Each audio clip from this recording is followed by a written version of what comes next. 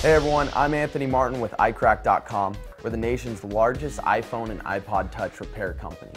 We have hundreds of locations nationwide and also offer a mail-in service and do-it-yourself kits. Good luck and happy repairing. Today we're going to open up the brand new iPhone 4S, remove the screen, and place on our brand new iPhone 4S we have here. Today I'll be using the iPhone 4S flowchart offered by iCracked, and the tools I'll be using is your pentalobe screwdriver, Phillips head, nylon spudger, flathead, SIM tray opener, and then a Gerber pocket knife as well. So let's turn this on, hold the power button up top, and power this thing off. All right, let's take the SIM tray out. First things first.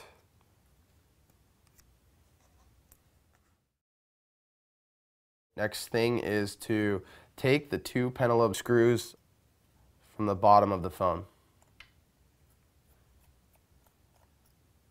Just like the iPhone 4, you want to pop it up, and then it comes right off. All right, so now we've exposed the back of the phone. As you can see, it's very similar to what we've dealt with before with the iPhone 4, AT&T, and Verizon. It's similar to the Verizon. We have the vibrator still here, logic board's the same, battery's a little bit bigger, but everything looks very familiar in here, okay? So first thing we want to do is they've actually put two screws now on this battery connector. Start with the bottom screw here, and then the top one. Now they have a little protection clip right here. You want to make sure you pull that out before we go any further. All right, next step, take your nylon spudger. What we're going to do is unclip it from the upper right corner and pop that right up. Okay, now we're ready to take off the battery here. What I'm going to do is I'm going to take my pull tab and I'm going to use a nylon spudger as well to kind of leverage it out, because sometimes there's a lot of adhesive underneath here. This one came off very easily, but sometimes it'll be a lot harder than that. Now we're ready to take off the EMF shield here. Two screws hold on our connection right there. Simply remove the EMF shield and set it aside. Take your nylon spudger and pop up that connection. It'll just peel off to the side. It's held on by adhesive. So we're going to take off the Wi-Fi connector here. Just a little cable that runs up right here to the logic board. So you can just take that, pop it up. Be gentle with this piece. It's very small and it can easily be damaged. I'll show you how to put this on correctly later.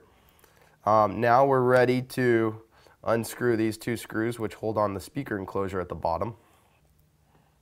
Okay. Now you just simply take your index finger and you can pull that complete thing off.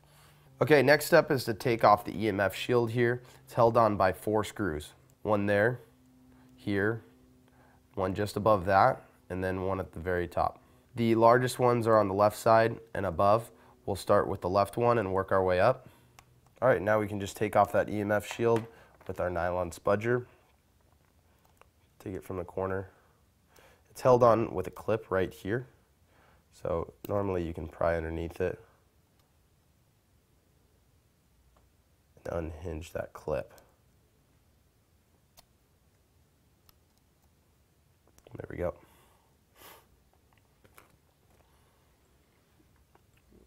Okay, next step is to unscrew this little screw that holds on this protection clip. We're going to take off that little protection shield right here. Just lift it up. There we go. Now we're going to be removing these 6 cable connectors that hold on primarily all of our vibrators, our cameras, the power buttons, headphone jacks, home buttons, LCDs, and digitizers. You can just grab them, pop them right up. This one will take the camera right off. Set it aside. Here's our digitizer, our LCD, and the final one is right here. There we go. So we've released all the connectors from the logic board. We're about ready to take off the logic board. We simply need to remove the 5 screws that hold the logic board in place. So we have a flathead screw right here, then a Phillips, another Phillips here, our final flathead, and then one more Phillips up in this corner here. Let's start with the 2 flathead screws. Now this Phillips head up here will be covered with plastic. You could simply remove that plastic and expose the screw before we remove it. Now we'll go to the mid plate and the final one in the corner. Okay, now there's also a grounding clip right there. We're going to take that gold grounding clip with our nylon spudger, remove it, and set it aside. All right, so now we're ready to remove the logic board. All we need to do is take it from this bottom half here, lift it up from the bottom,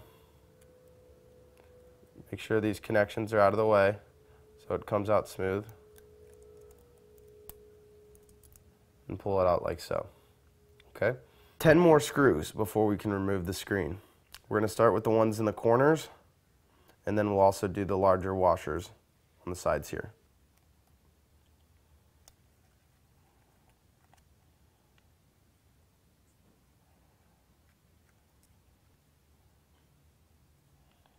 Now we can start by taking off these washers. There's 3 on the right side. We'll start here. Our technique is to just unloosen these as much as possible without them falling off. It saves you a lot of time rather than having to re-screw on all these washers with these large screws. So just a simple twist of each one should do the trick. And then we'll do the same on this other side too. So now on the very bottom screw, there's the vibrator. We'll want to just take that off with our nylon spudger. So we'll take that off, set it aside, we'll be putting that back on. And now we've exposed that final screw. Now everything's taken off our iPhone 4S. Now we can remove the screen here very easily. So what you want to do is take your Gerber pocket knife here, and you want to get underneath the screen in the mid frame. So once you can get underneath the screen, you'll be able to start working your way around the phone and removing the adhesive from the screen in the mid frame. Now be careful when you're ripping it off. These are little cable connectors are run through the mid frame, so you want to be gentle when you're working your way through, and then it'll come right off. So we can just set this aside. The first thing we need to do is take that home button and place it on our new screen. So we'll remove the home button.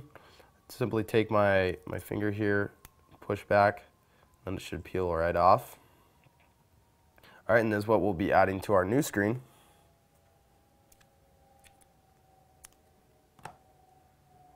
Like so. And push all the plastic on sides to make sure it's all stuck in there correctly. And we're ready to go. Okay. Sometimes you'll have plastic behind this LCD here. You can simply peel it off. In this case, we've already peeled it off. So we can take these connections here. I'll put my index finger on them. We're going to be running them through the mid frame again. So I'll simply slide those through. And the thing to keep in mind here is when you're pulling, do not pull too hard at all. It's simply to guide the connections all the way through. You want it to look just like that, where the digitizer is just as long as the LCD once you've ran it all the way through. Okay? All right, so now that it's through, I'm simply checking these little teeth on the side to make sure that they're inside and inserted on the washer correctly. I'm doing the same for the other side. Now that we have that installed, we simply fasten the washers again with a couple twists. All right, now we're going to install the screws on the 4 corners again.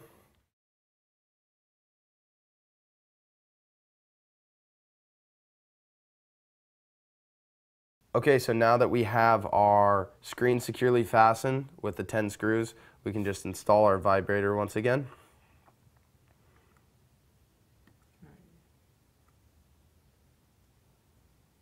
okay?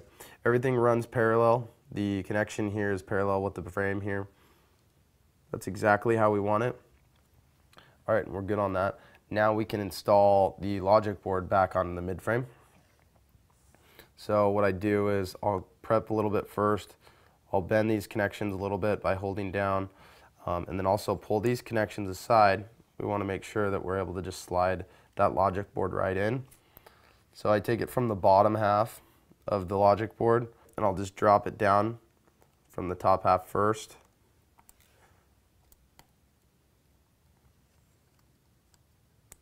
Okay. So now that it's set in place, let's start putting our screws back on. We'll start with our flathead screw in the upper right corner.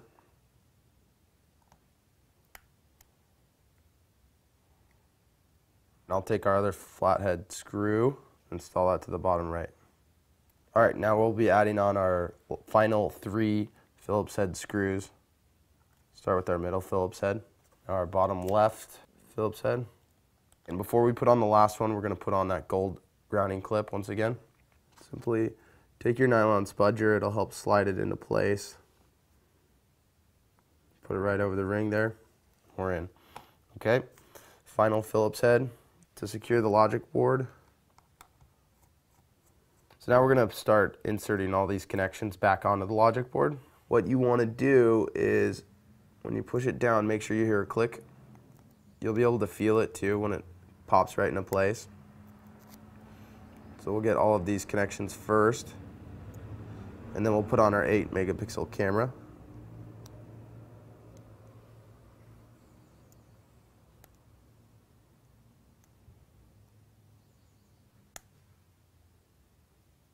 Perfect. Okay, now install that 8 megapixel. All right, so we're almost there. We have one more, just this little clip here. How I do it is I'll use a nylon spudger when I'm doing it, or actually a flathead works great too. So you want to make sure that this connection goes right on top of that ring, as you can see. So I just use a flathead to be able to see better. It's better than using your finger and you can't really see where you're clicking. So I'll use a flathead, drop it down, make sure it's right on line, and then wait to hear that click. Next step, let's put the speaker enclosure back on to the mid-frame. There's about 4 clips right here that you can see. We're going to put that side down in first, like so. So it's sitting up over here, and then we'll just drop it down. Okay, so those clips are secured in there. We have our screw on the left side. We'll screw in real quick so it's fastened into place. You also want to install this plastic triangle that we're going to put right over that left side of this, where we install that screw. Install this screw on the left side of the speaker enclosure. Now we want to run that cable for the Wi-Fi connection back up into the logic board right there. Okay, so the cable, it just runs around the screw and then fits snug right on that little wire there. So it's going to connect right here on that circular point of the logic board. Okay, and then I'm going to set it in place with my flathead screwdriver. Make sure it's right on line.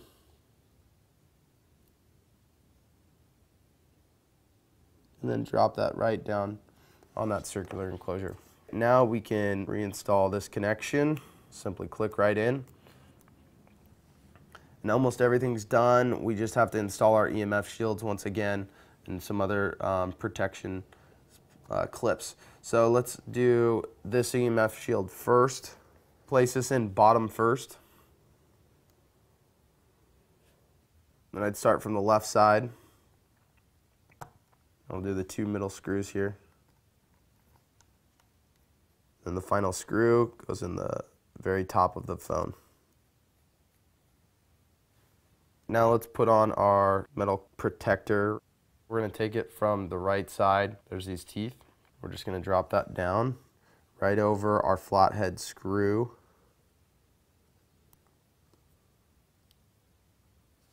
Now just fasten it with your little screw here.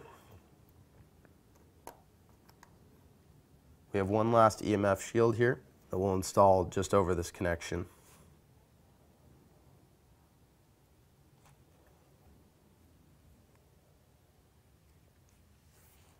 Okay, and the final thing is to install our battery here. Now how you want to do it is take it from this left side and drop that side in first. Okay. And